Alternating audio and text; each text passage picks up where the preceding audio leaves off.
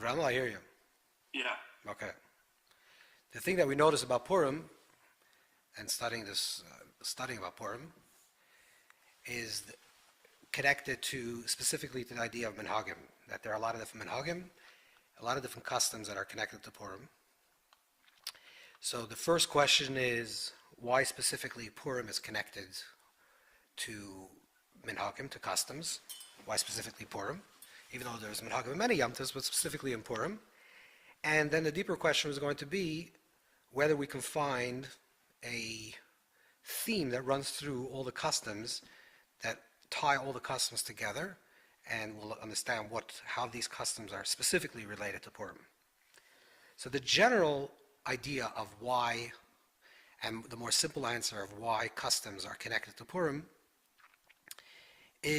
goes back to the famous Gemara, where the Gemara talks about that a Matan Torah, when we received the Torah, it was under duress. We received it, Kollel the mountain was suspended on top of us. And then Adar Kiblu, then we received the Torah again on Purim, during the Purim story, and specifically the Kollel Harkegigas, that the mountain was suspended above our heads, is specifically with regards to Torah Sheba'al Peh, like the Tanchuma says in Parshas Noach, and therefore the reacceptance of the Torah, specifically during the Purim story, is the reacceptance of Torah Sheba'al Peh. That is what the Purim is really all about, because that's the beginning. This time period in history is sort of the conclusion of Torah Shebiksav, that Esther Soif Kol Hadisim, which is the story of Esther, is the end of all the miracles, the Gemara says in Yuma, which means it's the end of the written stories that were written and canonized as part of the canonical text, part of Tanakh. Which means that it's the end of the prophetic era, and then begins the rise of Torah Sheba'al Peh, the age of the sages, of the rabbis. And since it represents, the idea of Purim represents this movement of, as opposed from top down, but the movement really is from bottom up. Kablu ba'ava, we receive it through love, which is our desire, our connection. And the idea of, specifically to the idea of Torah Sheba'al Peh, the oral aspect of the Torah. Part of the oral aspect of the Torah itself is like the Rambam writes in Agdam Pirush HaMishnayos, that the Minhagi Yisrael, the Takanas of Minhagim, are what was established by the sages, and part of the customs that were established by the sages is part of Torah Sheba'al Peh. So that's the very general idea of Minhagim connected, customs connected to Purim. That Purim in general is a specific time that we connect to Minhagim, we connect to customs because it represents the beginning, the rising of Torah Sheba'al Peh, the oral tradition. But let's get more specific into the details of the different customs, some of the more prominent customs that we have in Purim, and understanding these customs and trying to understand what is the underlying thread that connects all the customs. So one of the most prominent and early customs that is known is this idea of dressing up, and not only dressing up with costumes, but even dressing up, changing genders.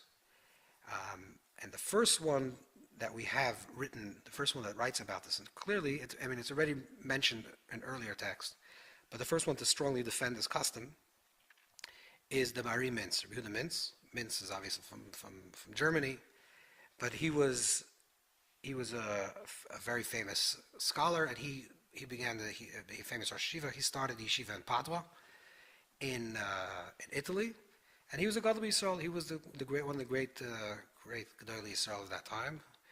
In the 1400s, he lived. He was born in 1400, around that time period, and he started the famous yeshiva in Padua. Later, the Maram of Padua, which is another great scholar, was his grandson-in-law, which means that he was married. This Maram of Padua, Meir Katzadelmoigen, was married to the daughter of Avram, which is his son, and he also became a very famous gadol in times of the Ramah, Maram of Padua. So the Mari Mintz in Orachaim Tafresh Sadik Vav. I'm sorry. The Mari Mintz in Simin Yud Zayin. The Mari Mintz, the chuvas that we have from the Mari Mintz is very small. We only have about 20 chuvas of the Mari Mintz. Most of them was burned in a fire when Padua was sacked. So we have very little of his writings that survive. The Maram Pava published his text together with his own shuvas, with his own responsa. And in this tshuva, it's a very, very famous tshuva, response about men dressing in women garments, or women dressing in men garments. That the Marim Mintz writes like this: that there was a certain sage, Reish Kala v'Reish Goyla, one of the great sages, one of the great sages at that time, Eliyakim Segel, Hoitzigar Mishpata Keshanom Kimoy, gave a psak, gave a ruling, and and the proofs that he brought is as if it came from Sinai, from the heaven. Someone that doubts his psak, his ruling, is like a mahar achashchina, as if he's thinking thoughts against the Shechina. And then he says that I'm not going to look at machzik dvar, I'm not going to protect his words and not going to establish his words, but just going to bring in another few points. But he also writes over there that very strongly, lafukim milibish palga v'tzuduki or muchram. He said, I'm writing this psak, this ruling against the scholar that he calls it stoiki, and a heretic, and a muchram, someone that's ostracized. Gershom bunim hamadaber mahar ach mitos gedoyle chassidei olam. Someone that is mahar. Obviously, this other sage, this other rabbi, was very nervous about this custom and wrote against it, against the psak of Eliyakim. And the Marim Mintz calls this person a tzdoiki, a muchram. So very harsh words that he calls him, and he defends this psak. He defends this ruling that, and the main proof is in the Gemara in Zara. It talks about taking a haircut, whether you can look in a mirror, you cannot look in a mirror. At certain times you can look in a mirror. That's the famous Marim Mintz about dressing in different garments. And the Ramah brings us down la'alacha. The Ramah brings us down in Shulchan Aruch. As is known, the Ramah was also an Ashkenaz, even though he was the Rav of Krakow. And a lot of the psakim that a lot of the Ramah is to continue the Minhagim of Ashkenaz. Whatever the Minhag of Ashkenaz was, whatever the German custom was, the Ramah upholds these Minhagim, these customs. And the Marim Mintz was one of the greatest of the last of the greats of almost the late Rishonim, early Achronim of Ashkenaz. He defends and he said, "Mashanoga luvus partzufim bepurim, ein isa b'davar." There's no prohibition about this. This is the Ramah Tafir Stadik Vav Ches. Machashem mechaven el simcha ba'ama. And he says, even though some people yesh omer the aser, aval minig kusvara is shayna. The minig is like the first custom that you could dress this way. And he's defending the minig of Ashkenaz and defending the minig what the psak was of the Marim Mintz. In fact, the Ramah himself, it's brought down that the Ramah, who was the rabbi, Moshe Islish, was the Rav of Krakow in Poland, which was Irem Yisrael at that time period, passed away very young. He was 33 years old. He passed away also on the 33rd day of Lag Baimer. He wrote 33 books, Svarim, and when they were giving a shvach, and there was one of the people that after he passed away was speaking about his honor, summed up 32 special things that the Ramah did, the Minhagim customs that he did, and the final one that he says, the final minhag was that in Purim, the Ramah himself would dress in some type of covering, some type of partziv, like some type of mask, to conceal himself. And after the Sudas Purim, he would go around to the homes and tell people, remind them that it's Ma'ariv time, it's time to daven Ma'ariv. In the same tshuva, in the same response of the Marim Mintz, he continues and he quotes a Reb Tuvi b'Shem Deravia that he brings down with regards to this custom of Shekol Meichel Shechoitzim Abachrim Mishum Simchas Purim.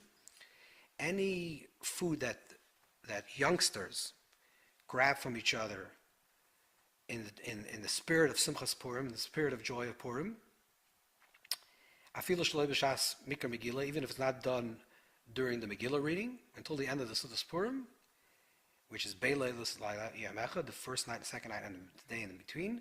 Eimah Mishum Gezel. It's not considered theft, and you're allowed to do this so long as it's not done according to the Tuva'ir, so long as it's not an established custom. And the source of this minhag is really a Gemara a Gemara in Sukkah Memhei, where the Gemara talks about, the Mishnah talks about the Chaytvim es L'Leveim. That's a saying. It says that they grab, the kids grab, the adults grab, but they grabbed the esrigs and the lulav and the esrogim, and they were eating them. And Rashi does because there's no gezel, there's no theft. It's done in the spirit of simcha. Taisus says the same thing. Therefore, Taisus rules and says that bachrim haroichim alasusim. If there's youngsters that are riding on horses, v'koyrim eches big dechavere, and they rip each other's clothes riding on these horses. I guess they're playing around on these horses during a wedding period. Taisus, in the first opinion, Taisus is the same thing like Rashi. Since it's done through joy, they're exempt. It's not considered theft. It's not considered. They don't have to pay for the clothes that was ripped. So Taisus brings it down with regards to simchas yom, simchas wedding, a simcha of a wedding, but it's similar to the idea of Purim. And again, the Ramah continues in the same halacha. The same thing, people that grab from each other, not with regards to ripping clothes, but grab from each other, whether it's food or other things like that. If it's done in the spirit of simcha. So, just to take a little bit notice that this custom, not necessarily with regards to dressing up, but certainly with regards to grabbing food from each other or horsing around, literally, is bachrim.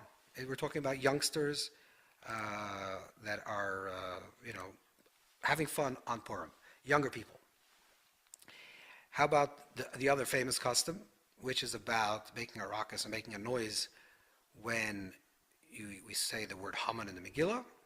Again, quoting the Ramah quotes, that in Tafresh Tzadik, Ramah says, we spoke about this yesterday or Thursday. The custom was to draw images. The children would draw images of Haman on eights of avanim, whether it's on stones or pieces of wood, or to actually write the word Haman on that on these pieces of wood, or scraped out in the stones, and they would rub them together, knock them together, to symbolically do the idea of Mechias Amalek, to erasing the name of Amalek. And he says from that developed a custom, Shemakim Hamashakarim es Amegillah Beis, that this became the custom. David Ram writes, this became the custom to do this when you say the name of Haman, to blot out the name and make noise. Now it's brought down. The Magen Avram brings this down in Tafresh Tzadik Yutes, that the Maril himself, the Maril is just like the Mari Mintz, is one of the famous final Ashkenazic scholars, like Marival, and one of the ones that established Minhagim Yisrael of Ashkenaz, the customs of Klal Yisrael that are Ashkenazic, is brought down, and the Magen Avram brings down the Maril himself did not make noise, when he said Haman. It's also brought down in Sefer Maril, the Minhagim, Hilchos Purim, that the Maril did not do that. But like the Passim explain, that this is because, not that the Maril didn't do it and he was against the custom, but in fact he waited, he was quiet, he let the children do it. He wanted that specifically the children are the ones that should make the noise when they recite the Haman, whether to knock the stones or to stamp the feet or to just boo with your mouth, that it should be specifically connected to the children. Again, this is based on the Medrash we spoke about, the Medrash Rabbah in Esther, which says that Haman was very joyful, and then he met some children, and they asked him, he said, Utzei to the Sufar, he said, your decree will become nullified, and he said, that I'm going to first put my mind to persecute these children. So specifically, again, connected to children. So you have youngsters, Bachrim, and to children. Another custom that's brought down in the Ilya Rabbah, which was a famous custom years back, it's not done at all, that they would actually create an effigy of Haman, and they would burn it. And they would make a big madura, a big bonfire, and they would burn this image, and they would sing songs, they would dance around this, and they would jump around the fire, something like that.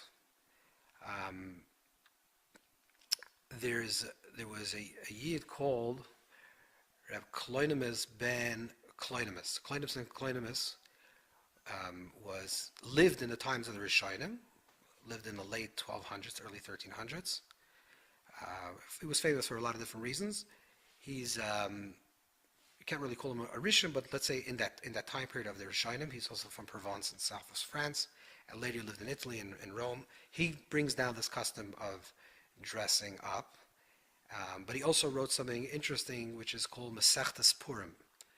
Masechtas Purim is like a parody on the Gemara, and about Purim, and it's written in the same language of the Gemara. I specifically don't really like this type of parodies, but it's written in the same language of the Gemara, and it's basically a joke. It's like, if you get drunk, what type of drunk should you get? And this shouldn't walk. Someone that's very finicky should not walk in the streets during the days of Purim, because people are going to be throwing up on him. And what type of wine should you drink? If you drink white wine or red wine, and it's debated, things like that. And this was a printed book that was printed. Eventually, the first time it was printed was after the printing press in 1513 was when it was printed. There's also a whole thing over there that he has something called, instead of Habakkuk, he has something that's called Chabakbuk, that to hug the bakbuk, the barrel of mashke, of wine. This was printed, and then a short time later, about 100 years later, there was one of the great scholars, also in Italian, Shmuel Avuv, came out very against this, Chuvas Devar Shmuel, and there was a big controversy whether this book should be printed or not. But either way, that was also something that was done to have like this type of learning, a very light type of learning. So a joyful, like a humorous type of learning on Purim. And it was done throughout, many great sages throughout the history wrote such similar text on Purim. Also, another interesting thing is that there was a custom that's brought down in the Machzor Vitri. The Machzor Vitri also very old, 1,000-year-old Ashkenazic customs from the school of Rashi, and they used to say something that was called a marvit, which is a piyut, a type of poem that they would place within the mire of davening. And so they would within Ma'ariv on the night of Purim, it was the name of this piyut was called Leil Shikurim instead of Leil Shimurim, night of protection, which is the night of Pesach. They called the night of the shikar, the night of the people that are getting drunk. And this was actually said during Ma'ariv. So they would say Baruch Atah, they would say the whole bracha, the first blessing, and then they would say Leil Shikurim Huza Laila. This is the night of Shikurim, this is the night of getting drunk. Lismach b'yayin atoiv v'legila, Purim al shem Purim nikum megillah, Yiskalanu b'kriyas megillah, Hamarav aravim.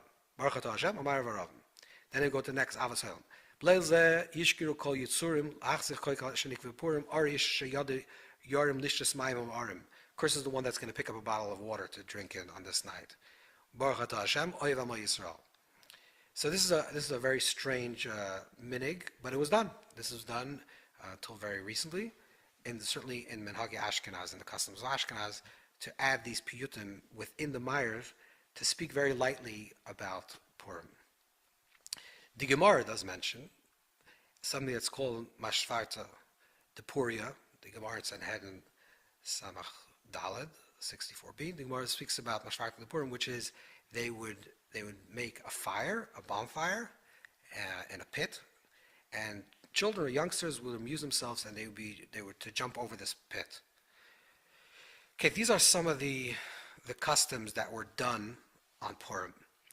So in summation, if you think about all these customs, so we said in the beginning that on one level the pshat is, on one level the understanding is that the reason why Purim is specifically connected to Minhagim, to customs, has to do with this idea of, because it represents the rising of Torah Shal Peh, the rising of our participation. But if you look closely at the actual customs themselves, you'll see that they're very much child-oriented or young-oriented. They're or even like there's another famous thing that was done was a Purim spiel, like to make a play, and someone would even dress up like the Rav or like the rabbi, someone would dress up like the king. And there's something about very playful. All these type of customs that were done, whether it's making noise, booing, or jumping over fire, or reading this type of thing, or all the customs that were done, or continues to be done, were all done in there's a certain lightness to these customs. Sometimes the custom is a very serious custom. Let's say, for example, Tashlich, for example, to go on Rosh Hashanah. It's a very serious custom. It's a very somber custom.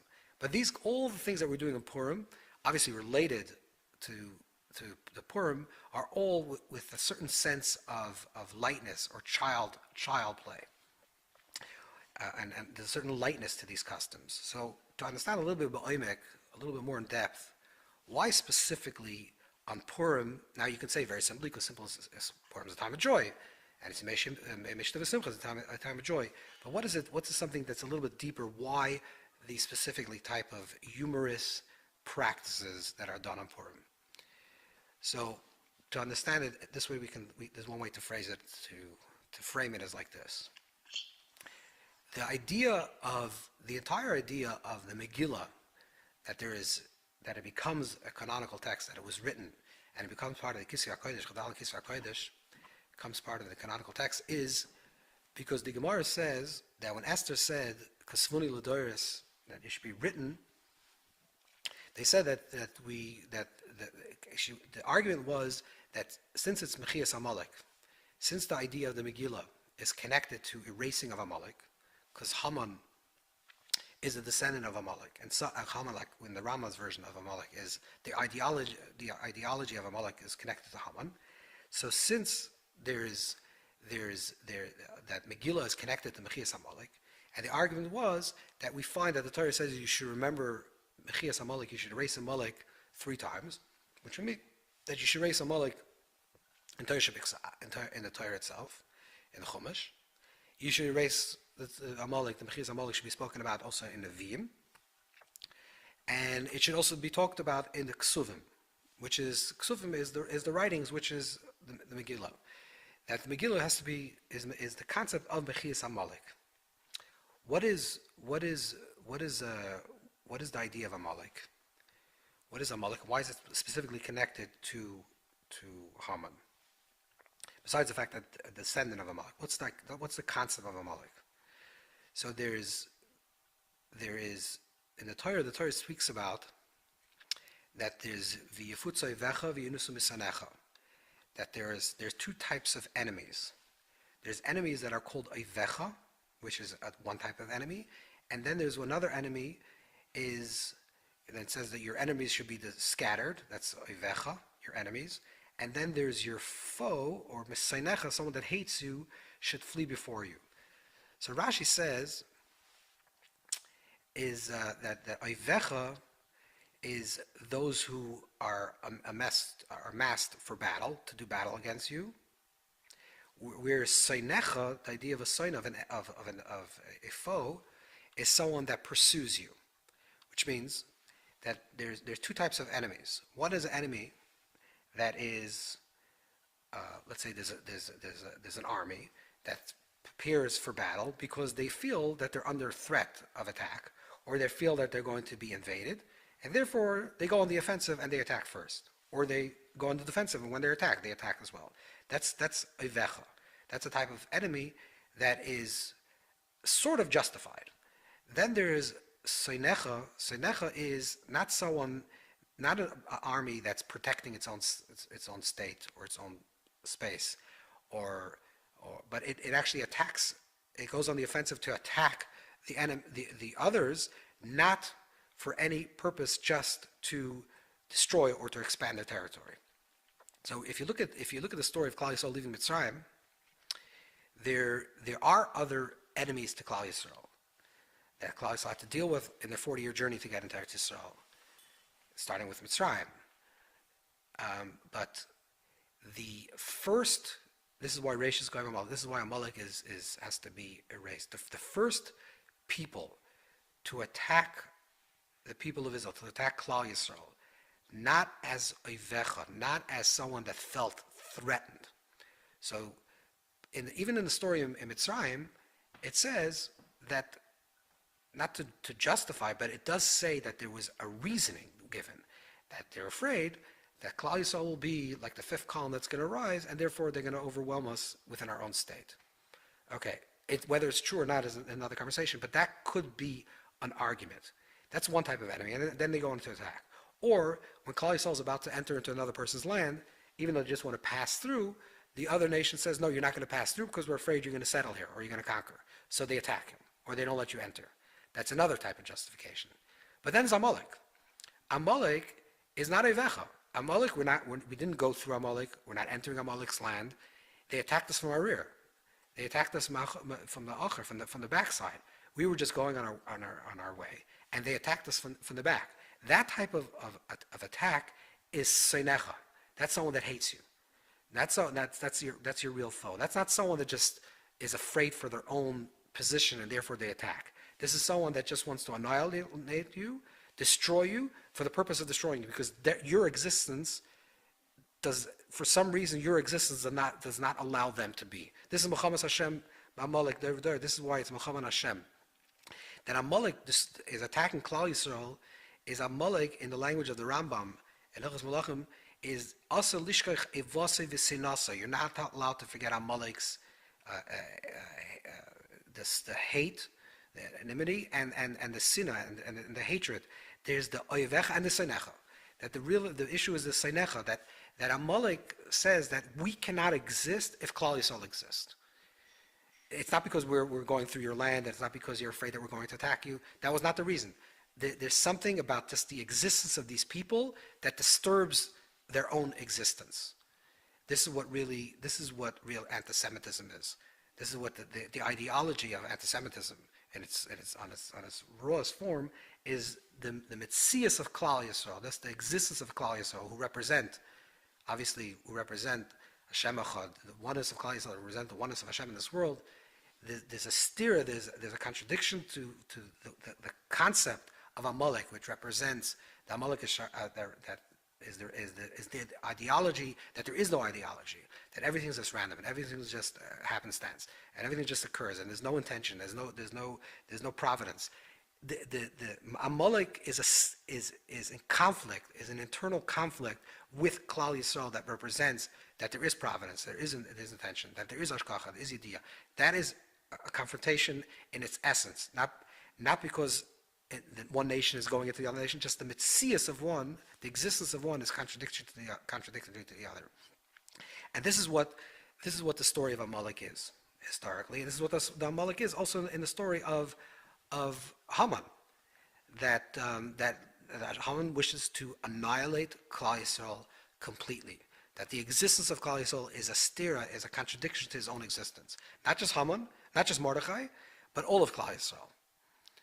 So now let's peel this back a second. This is, in a way, if you're talking about the forging of a people, that Klal Yisrael become a people as they leave Mitzrayim, that's when they're becoming a people, that's when they're becoming peoplehood. The first traumatic experience, the first real traumatic experience that Klal Yisrael has is with Amalek. Because that's the first time that they're not entering into battle, and they don't know what, they're not prepared to go to battle knowing what battle is, but they're being attacked from their backside. Now with Mitzrayim, it's the same way. They look from the back and they're being followed, but they knew, they left. They almost anticipated that maybe Paro will follow them. But this was a completely unprovoked attack. And this is the deep, the radical shattering and traumatic experience. In the language of the Medrash is that it's like a hot tub of water that no one enters, and then someone just jumps into the water, and then everyone can enter again.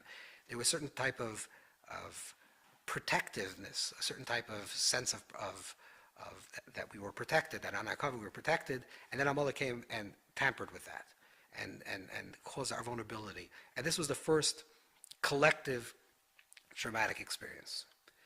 So we're told, when it comes to Amalek, we're told that Timcha Zecha Amalek, we should erase the name of the memory of Amalek, which means completely forget about Amalek.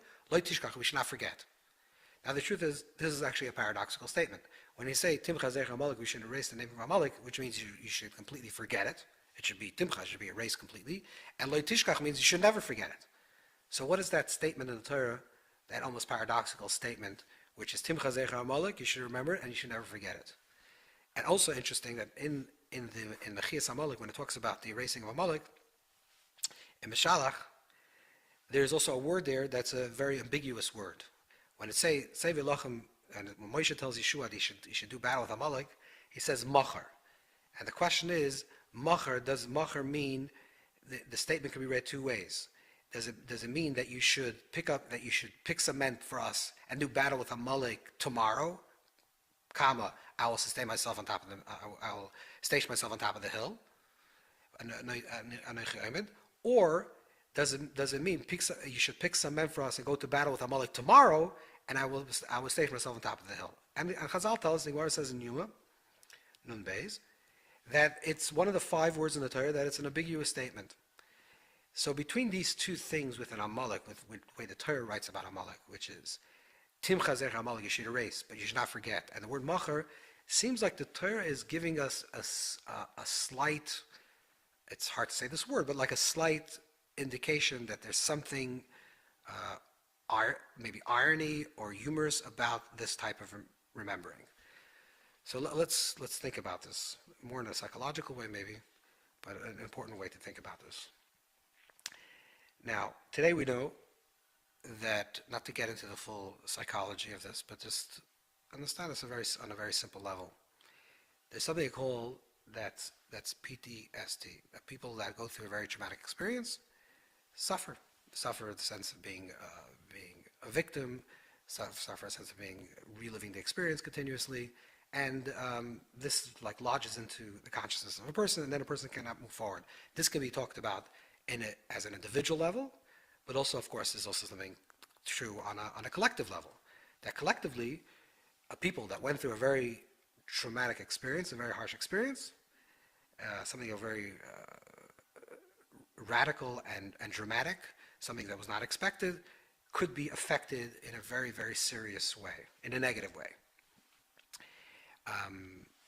So, how do we deal with this? How do we deal with this experience?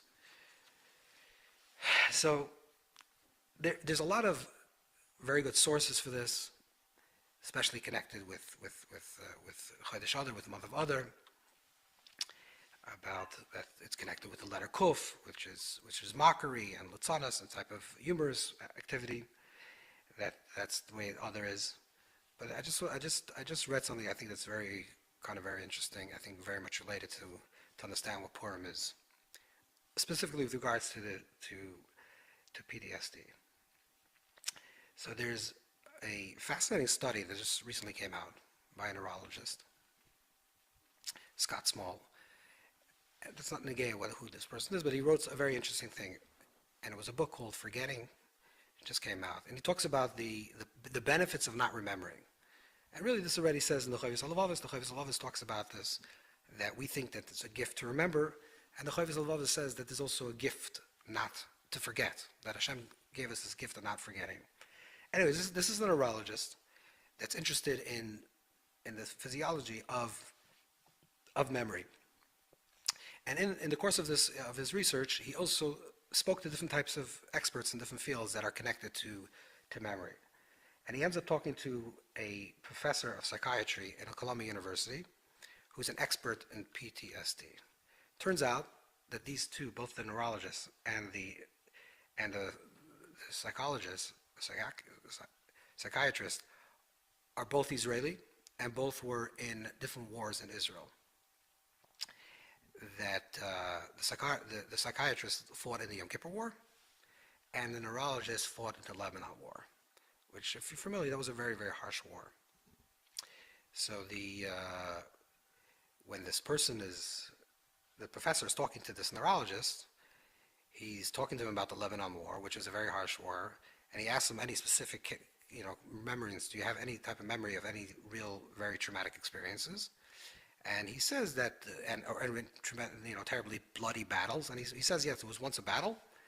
That was a very bloody battle. And they had to conquer a certain hill.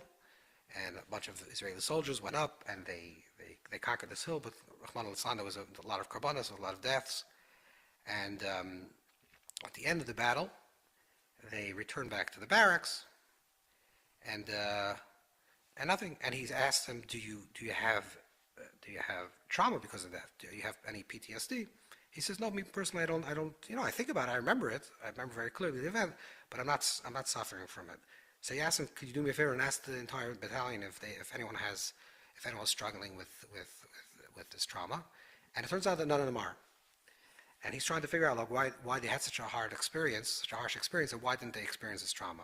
Turns out that after the battle, they went back to the barracks in north of Israel, Tzafon Eretz Yisrael, and they made a party, and they were drinking, and they had a lot to drink, and they all got high, and they were in a good state, and they ended up they had a party, and they put up like these theatrical skits, playing out the battle again, but doing this now from a humorous way. And it turns out that the way this person was understanding it, what happened was that because they had an experience, but immediately after their experience, or very shortly thereafter, they doused their experience, they overlaid their experience with a certain lightness, a certain sense of humor regarding that event that just happened. Because of that, the experience, when it lodged into their subconscious, which eventually became a very strong part of the memory, like any traumatic experience, it was always with a little sense of more lightness. This is something that's very true. You don't need to study, and it's clear from Chazal from many places, but what the Chazal is saying, and this really goes back into what the Torah was saying, is since Amalek is such a traumatic experience in the history of Kollel, it's really the first experience that we suffered as a people in a very traumatized way. The way we're going to remember Amalek, let's talk about in the way of, even when the Torah talks about the idea of Amalek, and when it gives language of ambiguity, or saying you should remember, you should not forget, and certainly the way the remembering of the story of the Megillah, because the Megillah was also a very traumatic experience. Kollel Yisrael was on the brink of complete annihilation, and of course we're celebrating that we were saved, but when you were on the brink of death and you're saved, the saving doesn't undo the sense of desperation that you felt previously. It's now there's a new experience, but the experience itself. So then the question is, how do we think about historical events in general, and certainly as a people, both as individual people, how do we think about events that are very theoretically very traumatizing? And the answer, what Chazal are saying in this very light way of saying this, by doing all the different types of customs, Minhagim Yisrael, all the different types of customs, that really is very much connected to like child play. Whether it's Bachrim fighting with each other and ripping each other's shirts on horses, or knocking around some pieces of wood, or just dancing over flames of fire. There's something very light that's being introduced, saying that we have to remember the story, and we should never forget it. But we can not forget it, and we can be empowered. We can and not feel like a victim, or we cannot forget it and feel like we're Tzashas and Tzabrachim, we're broken and we're destroyed, and that can be our memory. And to take the poison out of the memory, that we should certainly remember it, but remember it in a healthy way. The way we remember it is like through an overlay of a certain sense of lightness, a certain sense of humor.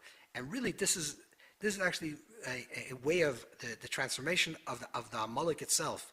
That when the pasuk says in Mishlei that lates taka, that pita yarim, that a lates you should a scoffer you should beat a scoffer. The Chazal say, the Yalkut says, that refers to Amalek, which means that Amalek is a place of mockery, of a type of laughing, and of laughing of everything, and that nothing is sacred.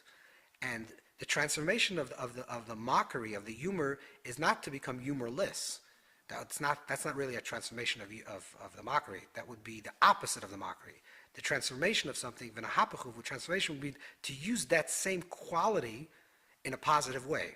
So how can we use that same quality of litzanis of some type of form of humor and some type of form of lightness, in the form of remembering of Purim, that will allow us to remember Amalek in a healthy way. And I think this is with regards to all big Jewish events, and certainly Jews are, unfortunately, we know a lot about this suffering and a lot about these tremendous traumatic experiences, is that sometimes that we go through a very traumatic experience collectively, and we get stuck in the experience, and we keep on repeating the experience in our mind, or living with that experience, and that becomes our Yiddishkeit. It becomes just the effect of those horrifying events, and that's when we're really traumatized by the experience.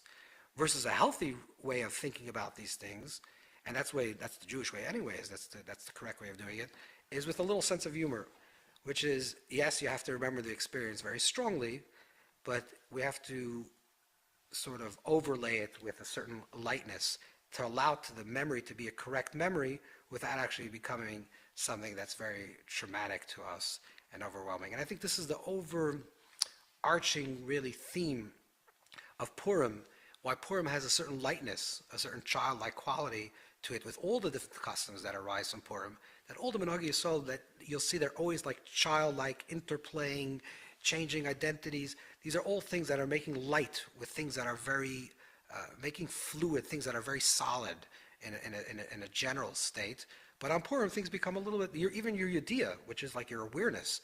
This is like your awareness is a very serious thing, and you know, men das avdalah minayin, and das is ruach hakodesh, and like das is the most important thing that a person can have. But on Purim, yeah, but ad lo yada, you also have to reach a point through das. Chayev adam. Chayev means that you're obligated. There's an obligation, which means you're doing with das, with seichel, with intelligence. Yeah, on Purim, it's not a mitzvah to be ad lo yada. It's chayev l'psume b'puria ad lo yada. There's not a mitzvah to get to the place to be in a state of ad lo yada. The mitzvah is that you should chayev, you're a responsible person with das, choosing to get to a place that's beyond das. So it's a certain like awareness of something that's higher than our awareness. So you understand the seriousness of it and the memory of it, and it's not that you're making light of the whole thing and you're not remembering it. That would be lo yada. You just don't remember. No, you do remember. It's the chayav. There's an obligation. I'm obligated to do this in a way to reach a place of lo yada. So that's the gentle balance that we're supposed to have in Purim, which is like the serious humor, the seriousness of the day that allows us to be a little bit more humorous. And that's the way we're supposed to think about the history in terms of our people. And I think it's also relevant to every single person as chayav apratim, every single person in their own personal life, is that whenever you go through any type of experience, always certainly if you're dealing with another person, your spouse, your children, your wife, your friends, always if you're able to put a little bit of a spin, a little humorous spin, you're gonna correct it. Things are gonna work out. You can do the right things that have to be done, but it's not gonna be done with that venom, with that sense of victimhood, a sense of like defeatedness. It'll come from a place of empowerment.